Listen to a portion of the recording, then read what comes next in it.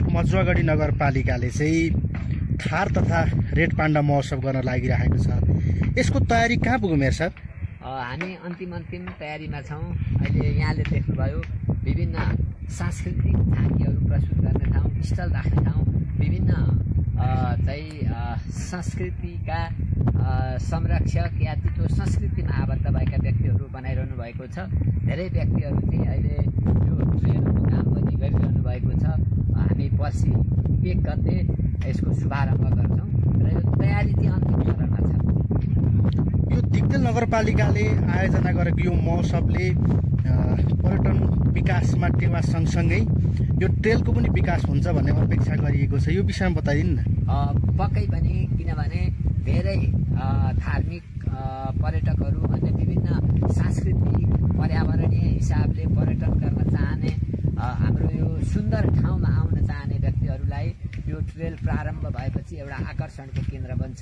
काठमाडौँबाट हाम्रो यो ट्रेल बन्दैछ, यो महोत्सव हुँदैछ भन्ने भएपछि धेरै व्यक्तिहरू आएर यहाँको अवलोकन गरिरहनु भएको छ र हामी चाहिँ द्रुतगतिले यो ट्रेलको निर्माणमा पनि हामी लाग्छौँ र यो पर्सिको महोत्सवबाट चाहिँ पर्यटन प्रवर्धनमा यो नगरपालिकाको लागि ठुलो टेवा पुग्नेछ।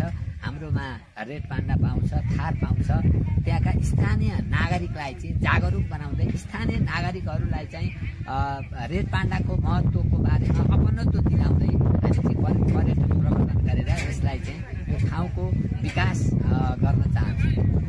यो चाहिँ कार्यक्रम स्थलमा धमाधम चाहिँ स्टल राख्ने कामहरू भइरहेको छ होइन? यहाँ के स्टल राखिन्छन्? यहाँ चाहिँ हाम्रो नगरपालिकाभित्र जति जात जाति भाषा भाषी संस्कृतिमा आबद्ध हुनुहुन्छ उहाँहरू सबैले आफ्नो संस्कृति झल्किने स्टल राख्नुहुन्छ। त्यसमा चाहिँ आफ्नो कर्मकाण्ड गर्ने स्टल राख्नुहुन्छ।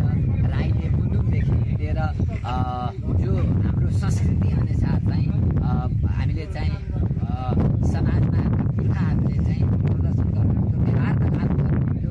भोलिको पुस्ताले बिर्सिसक्यो, त्यो पुस्तालाई चाहिँ जागरुक बनाउनका लागि अर्ग्यानिक ढङ्गले प्रत्यक्ष हामी चाहिँ यहाँ विभिन्न खालका चाहिँ झाँकीहरू प्रस्तुत गरेर हामी चाहिँ यो ठाउँमा प्लास्टिक निषेधित क्षेत्र, आयातित सामग्रीहरू निश्चित एरियालाई निषेधित क्षेत्र बनाउँछौँ र त्यसलाई चाहिँ हामी रैथाने सामग्रीहरू